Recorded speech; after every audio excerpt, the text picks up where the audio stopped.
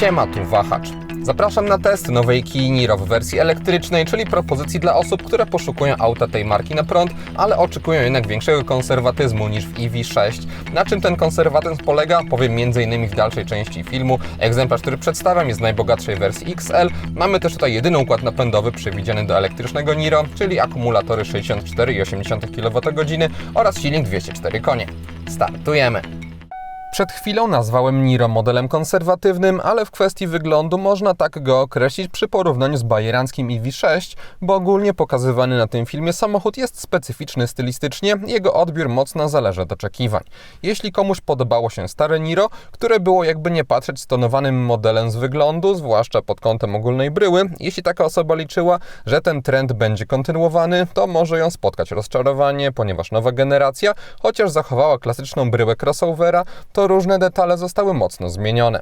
Z kolei jeśli ktoś jednak liczył na więcej wyrazu w tym modelu, to będzie zadowolony i osobiście uważam, że nowe Niro, chociaż wygląda dziwnie i nie powiem, aby było w takim klasycznym ujęciu piękne, to ma w sobie to coś i na żywo spodobało mi się bardziej niż na zdjęciach, przy czym mówię tu o przedniej części nadwozia, bo tył jest dla mnie po prostu mało ciekawy. Wszystkie wersje wyposażeniowe mają w standardzie 17-calowe felgi i różnią się detalami w postaci stopnia połysku czarnych elementów, np. na nadkolach. Wygląd auta bardziej można wyróżnić, wybierając za 2000 zł słupek C w innym kolorze, a lakier metalik to 2800 zł ekstra. We wnętrzu Kia też zastosowała ewolucję projektu ze swoich innych nowych modeli i w Niro uważam, że efekt końcowy wyszedł im najlepiej, bo pływowa linia na desce rozdzielczej w połączeniu z wkomponowaniem w nią części na ekran środkowy i też z kształtem drzwi tworzą naprawdę super harmonijny efekt i mało jest moim zdaniem powiedzmy zwykłych samochodów z tak stylowym i ładnym kokpitem. Pomimo tego, że testowane Niro jest pełnym elektrykiem, to tunel środkowy jest w nim rozbudowany jak w zwykłym spalinowcu. Znaleźć można na nim pomysłowe uchwyty na kubki, które mogą się pojawiać albo chować. Niestety cała ta przestrzeń nie może się schować za jakąś roletą, ponieważ nie jest ona obecna.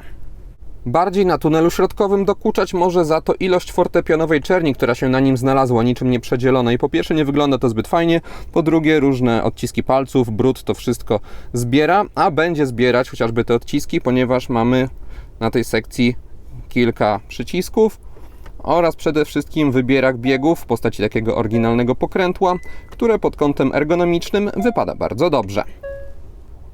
Poza tym do jakości zastrzeżeń nie mam. Górne części deski rozdzielczej wykonane są z miękkiego tworzywa, bardzo ładnie wyglądającego. Przyjemnie prezentują się również te wstawki. Poza deską rozdzielczą znaleźć można je również na drzwiach. Drzwi od najwyższych partii są miękkie, podłokietniki też są miękkie, chociaż trochę zbyt szorstki moim zdaniem jest ten materiał, jak na kontakt z łokciem, no ale jest to bardzo drobny zarzut. Tutaj jest wszystko matowe, wysokiej jakości. W niższych częściach mamy już twarde tworzywa, ale one też wyglądają ok.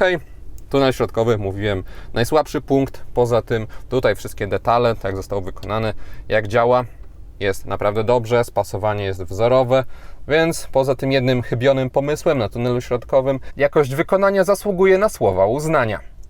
Na fotelach w wersji wyposażeniowej XL obecna jest tylko skóra, nazwana przez Kiję wegańską. Fotele są dosyć twarde i w niewielkim stopniu wyprofilowane. Nie jeździło się w nich wygodnie i żadnego dyskomfortu nie powodowały, ale też nie wyróżniają się one niczym szczególnym na plus. W XL dodatkowo dostaje się elektrykę foteli, a ten pasażera może zostać rozłożony do położenia wypoczynkowego. Niestety fotel kierowcy nie doczekał się tego bajeru, nie wiem za bardzo czemu. Podczas czekania na przykład naładowanie byłoby akurat, a tak jeśli ktoś chciałby w tym położeniu ten czas spędzić, no to będzie musiał się przesiadać. Nowe Niro kontynuuje tradycję z czasów poprzednika i jest modelem z elektryfikacją wpisaną w swoje DNA, co oznacza, że można mieć je albo jako zwykłą hybrydę, albo jako plugina, albo pełnego elektryka.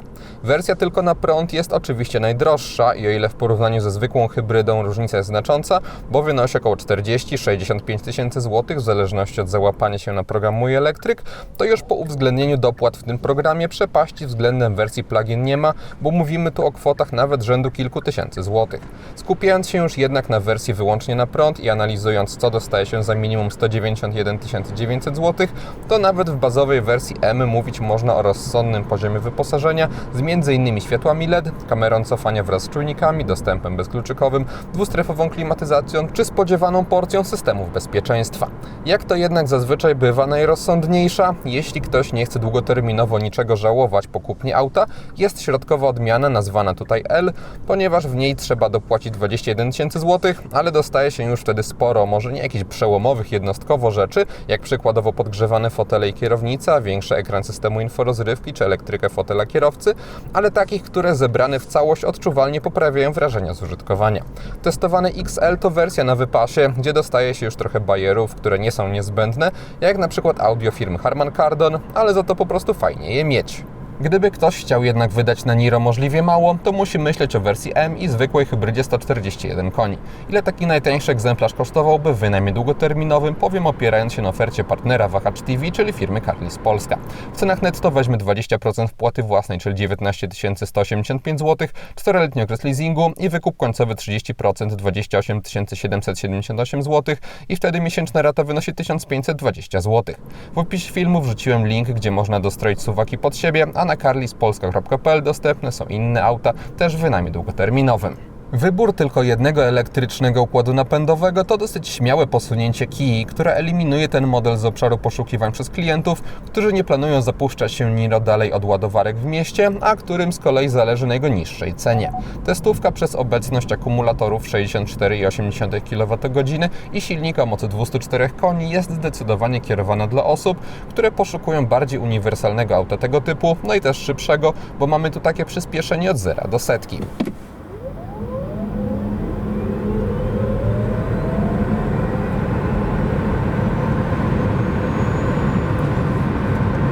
Oraz takie od 90 do 140 km na godzinę.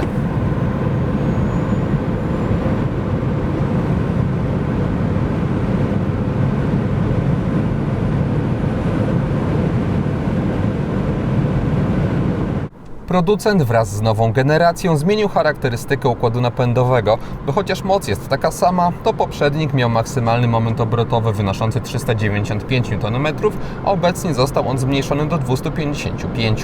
W EV6 moment to minimum 350 Nm, dodatkowo napędzane są tam domyślnie koła tylne, a w Niro przednie i są to obszary, gdzie dostrzec można większą zwyczajność testowanego modelu, o której mówiłem na wstępie.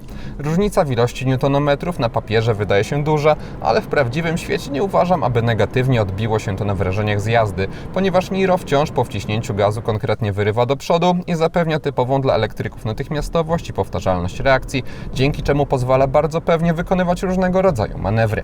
Z kolei dzięki przytemperowaniu reakcji na przyspieszenie auto jeździ płynniej i ma mniejsze tendencje do zrywania przyczepności, co moim zdaniem jest ok, bo Niro ogólnie nie ma żadnych sportowych aspiracji. Jeszcze uspokoić zachowanie samochodu można wybierając tryb Eco, gdzie auto jest już jednak trochę przymulone i normal na co dzień jest najlepszy. Na ustawieniach sportowych pedał gazu wyraźnie się wyostrza i wtedy można liczyć na chociaż lekkie wciśnięcie w fotel po każdym dotknięciu prawego pedału. Samochód pozwala też na korzystanie podczas jazdy praktycznie tylko z pedału gazu, ponieważ oferuje kilka stopni intensywności odzyskiwania energii poprzez automatyczne dohamowywanie i najintensywniejszy z nich to tryb jednego pedału, gdzie możliwe jest zatrzymanie się do zera i korzystanie z hamulca tylko w sytuacjach awaryjnych. Osobiście takich trybów nie lubię, ale na pewno dla części osób będzie to plus elektrycznego Niro. Jeśli chodzi o ładowanie, to dostaje się tu 71 kW prądem stałym poprzez złącze CCS oraz 11 kW przy pomocy prądu zmiennego i kabla typu drugiego. Nie ma tu zatem super szybkiego ładowania jak w EV6, tylko bardziej przyziemne, ale wciąż moim zdaniem wystarczające, bo katalogowo do 80% samochód naładować można w 45 minut poprzez CCS. Mój test Niro przypadł na okres zimowy i maksimum co wyciągnąłem to 46 kW, obojętnie czy ładowałem auto na mrozie, bez przygotowania akumulatorów, czy po ich przygotowaniu, które aktywować można wybierając prowadzenie do jakiejś ładowarki w nawigacji. Nie jest to wygodne i wolałbym po prostu jakiś przycisk na desce rozdzielczej, ale nie powiem też, że ta funkcja nie działa, bo być może ładowarki Greenway, gdy jest zimno, mają po prostu ograniczenia, a samochód wyciągnąłby więcej. Warunki pogodowe wpływały też na pewno na zużycie energii, bo w Warszawie uzyskiwałem średnio 19 kWh na setkę, na zwykłych drogach pozamiejskich były to okolice 20 kWh, na ekspresówkach 24 kWh, a przy prędkościach autostradowych 28 kWh. Poprzednikiem w lecie wyciągałem wyniki około 5-7 kWh niższe i tutaj pewnie przy lepszej pogodzie byłoby podobnie. Tak samo sytuacja wyglądałaby z zasięgiem, bo w warunkach zimowych komputer pokazywał około 290 km na jednym ładowaniu. Według WLTP ma być to aż 460 i realnie w lecie w mieście jest szansa zbliżyć się do tej wartości, a przynajmniej przekroczyć 400 km. Frontowa szyba w Niro nie jest mocno pochylona, co skutkuje niezbyt długim podszybiem. Maska jest dobrze widoczna z perspektywy kierowcy i ogólnie ułatwia to wyczucie przednich krańców nadwozia. Widoczność na boki jest dobra, z tyłu po przekątnej mamy masywny słupek, tylna szyba jest wysoko poprowadzona, kończy się za to mniej więcej wraz z nadwoziem. Obecna na pokładzie kamera cofania oferuje naprawdę dobrą jakość, zarówno pod kątem szczegółowości obrazu, jak również jego płynności. Dostajemy tutaj także rozsądne pole widzenia, które nie przekłamuje odległości od obiektów znajdujących się po bokach. Budowa nadwozia sprawia, że Niro manewruje się całkiem łatwo, a sprawę jeszcze poprawiają wymiary, czyli 442 cm długości i 182 cm szerokości, a także spora zwinność samochodu przy niskich prędkościach, bo chociaż kierownica nie pracuje w nim wtedy jakoś bardzo lekko, to wciąż nie stawia dużego oporu i nie utrudnia sytuacji. Przy wyższych prędkościach układ kierowniczy trochę się utwardza, ale też reakcje stają się bardziej wygładzone i w konsekwencji testowana Kia prowadzi się w sposób neutralny, który przyznam jest przyjemny, bo można na luzie podróżować i nie ma tu psującej wrażenia gumowatości, ale też większych emocji jazda nie dostarcza. Zawieszenie zostało dostrojone do niesportowych aspiracji samochodu, bo jest ono dosyć miękkie i nawet pomimo dociążenia akumulatorami dolnych części nadwozia pojawiają się przechyły w zakrętach. Jadąc jednak rozsądnie nie są one przeszkadzające, a poziom komfortu na gorszej jakości drogach jest dzięki temu dobry. System inforozrywki w Niro od wersji L ma większy ekran 10,25 cala. Oprogramowanie jest takie samo jak w innych nowych Kijach, co oznacza chociażby menu główne oparte o duże ikonki, których kolejnością można sterować. Wewnątrz poszczególnych modułów można dzielić ekran pomiędzy różne zestawy informacji, albo można to wyłączyć i mieć tryb pełnoekranowy. W różnych modułach jest tego typu zabieg możliwy. Jeśli chodzi o ustawienia, to są one dobrze pogrupowane w kategoriach. Mamy tutaj także rozsądne wykorzystanie panoramiczności ekranu, ponieważ wchodząc w jakąś bardziej głęboką kategorię, ta nadrzędna zostaje po lewej stronie, całość działa szybko, mamy bardzo dobrą reakcję na dotyk, integrację ze smartfonami, więc ogólna ocena tego rozwiązania jest bardzo pozytywna. Unikalna dla elektryka jest sekcja EV, gdzie można całkiem sporo rzeczy sobie zarówno ustawić, jak i śledzić. Jeśli chodzi o monitoring, to można precyzyjnie albo czas do naładowania szacowany sprawdzić, albo to, jak aktualnie zużywaliśmy energię.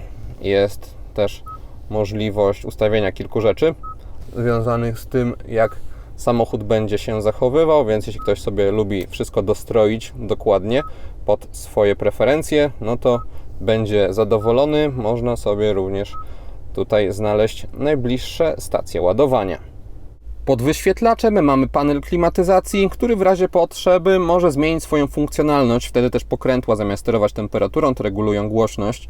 Ekran jest bardzo dobrze wtopiony w otoczenie, więc nie zwraca na siebie uwagi i pomimo tego, że nie jest to pierwsza Kia wyposażona w ten dodatek, to wciąż korzystanie z niego i przełączanie się jest satysfakcjonujące, ponieważ jest to bardzo pomysłowa i niecodzienna rzecz. Przyciski na niezbyt ładnie wyglądającej moim zdaniem kierownicy rozmieszczone zostały bardzo wygodnie, tak jak Kia nas do tego przyzwyczaiła. Tutaj steruje się systemem audio, odbiera, odrzuca połączenia. Z lewej strony mamy obsługę tempomatu oraz komputera. Jest to wzorowe pod kątem ergonomii. Jakiś czas temu producent jednak zamienił miejscami obie te sekcje. Osobiście wolałem, gdy tutaj sterowało się systemem audio i nie wiem, czemu taka zmiana miała miejsce. Elektroniczne zegary w przeciwieństwie do EV6 nie mają bajeranckich grafik, tylko bardziej standardowe. Jeśli chodzi o funkcjonalność, to jest ona jednak wspólna, to znaczy wszystkie najważniejsze rzeczy można umieścić pomiędzy tarczami, ale nie można modyfikować tego, co będzie się z lewej czy też z prawej strony znajdowało, więc jak na w pełni elektroniczne rozwiązanie nie jest ono zbyt rozbudowane. Na zegarach modyfikować można też motywy, ale nie wpływają one w żaden sposób na aspekty użytkowe. W żadnym z nich, nie wiem, pojawia się np. mapa pomiędzy tarczami. Mają one wpływ jedynie na odbiór estetyczny. Pilot obsługujący system dostępu bezkluczykowego jest cienki, całkiem lekki, ma też obłe kształty. Jest on jednak, jak na mój gust, zdecydowanie zbyt wysoki. Wykonany został ze średnio wyglądającego czarnego plastiku, ale jest on chropowaty, więc nie powinien łapać różnych zarysowań, więc jest praktyczny. Też całość sprawia wrażenie bardzo solidnej, cała konstrukcja. Z boku mamy srebrną wstawkę, gdzie w ciekawy sposób wkomponowane zostały przyciski. Dekoracyjne oświetlenie we wnętrzu Niro jest wyraziste, jeśli chodzi o formę, ale za to skromne, jeśli chodzi o liczebność, ponieważ podświetlony jest tylko pierścień na tunelu środkowym, a także kilka pasków na desce rozdzielczej. Jakieś bardziej rozproszone źródła światła, moim zdaniem, by tutaj nie zaszkodziły. Można sterować kolorystyką tych dodatkowych elementów. Nie można za to nic ruszać w kwestii podświetlenia instrumentów pokładowych. One są zawsze białe i biorąc pod uwagę, że te dekoracyjne dodatkowe wstawki nie są zbyt liczne, budują tutaj neutralny nastrój. Pod kątem kompletności podświetlenia nie ma żadnych braków. Przednie LEDowe segmenty do jazdy dziennej w Niro mają oryginalny kształt, który zwraca uwagę i dodaje moim zdaniem trochę optycznej masywności do nadwozia. Okazjonalnie paski te zmieniają się w kierunkowskazy. Kierunki w bocznych lusterkach również oparte zostały o diody i one także mają specyficzny projekt. Z tyłu światła pozycyjne też są LEDowe i fajnie przypominają bumerangi. Gorzej oceniam za to lokowanie kierunkowskazów, które co prawda wzór mają ok, ale są za nisko, więc za to należy się oświetleniu kij minus pod kątem funkcjonalnym i nie wiem czemu przy tym pomyśle się ta marka upiera. Poza tym Niro po zmroku mnie się podoba. O ile na zewnątrz całe oświetlenie jest LEDowe, to w środku żarówkowe lampki na podsufitce w nowym modelu i to jeszcze elektrycznym wypadają niestosownie. Światła LED w Niro prezentują standardowy poziom jak na rozwiązanie tego typu, gdzie mamy do czynienia z soczewkami, co oznacza dobrą moc świecenia i precyzję odcinania stref jasnych od ciemnych. Nie występują w nich jednak żadne zaawansowane funkcje adaptacyjne. Z tyłu, gdy ustawiam przedni fotel pod siebie i siadam za sobą, to na nogi mam taki spory zapas wolnej przestrzeni nad głową, nawet maksymalnie się prostując. Od podsufitki dzieli mnie jeszcze taki bezpieczny margines. Tunel środkowy w testowanym modelu nie istnieje. Z tyłu w pomysłowych miejscach ulokowane zostały porty do ładowania. Szkoda, że oba są w standardzie C. Na szczęście z przodu mamy kolejne dwa gniazda i tam już jedno z nich jest we wciąż popularnym standardzie A. Tylna kanapa wyposażona została w rozkładany podłokietnik, a w wersji XL boczne siedziska mają też podgrzewanie. Bagażnik elektrycznego Niro ma 475 litrów pojemności, kufer cechuje się niskim progiem załadunkowym, dużym otworem, a także całkiem regularnymi kształtami. Po bokach z praktycznych dodatków mamy wyłącznie niewielkie kieszenie w nadkolach. Podłoga jest tutaj dwupoziomowa, można ją w łatwy sposób obniżyć, wtedy nie będzie już płaskiej jej, tylko będzie się na końcu trochę unosić. Pod nią ukryty został zestaw naprawczy, jest też trochę miejsca, na przykład na kable. Niewielkie przedmioty można chować też z przodu pod maską. Przestrzeń ładunkowa tam ma 20 litrów. Po złożeniu drugiego rzędu siedzeń i półce w bagażniku w wyższym położeniu uzyskuje się płaską podłogę z jedynie lekko unoszącymi się oparciami. Podsumowując, nowa Kia Niro może nie manifestuje tego tak swoim wyglądem, ale w głębi nadwozia jest wciąż tym samym rozsądnym elektrykiem, jakim była jej poprzednia generacja, tylko z nowocześniejszymi rozwiązaniami na pokładzie. Widać, że producent wyraźnie postarał się odróżnić Niro od EV6, aby te modele nie kanibalizowały się w ofercie i moim zdaniem mu się to udało. Jeśli ktoś zatem poszukuje bajeranckości, to niech kieruje się w stronę EV6, a jeśli komuś wystarczy po prostu dobry elektryk, któremu nic nie można zarzucić, to nowe Niro będzie ciekawą propozycją. I to wszystko, co przygotowałem o elektrycznym Niro. Dziękuję za uwagę i mam nadzieję, że jego test się podobał. Jeśli tak było, zachęcam do dania temu filmowi łapki w górę. Będzie mi z tego powodu bardzo miło. Zainteresowanym przypominam o Carlis Polska, ich ofercie. A jeśli ktoś nie ma, zapraszam również do subskrypcji kanału, ponieważ kolejne materiały na Wahacz TV pojawią się już wkrótce. Na razie!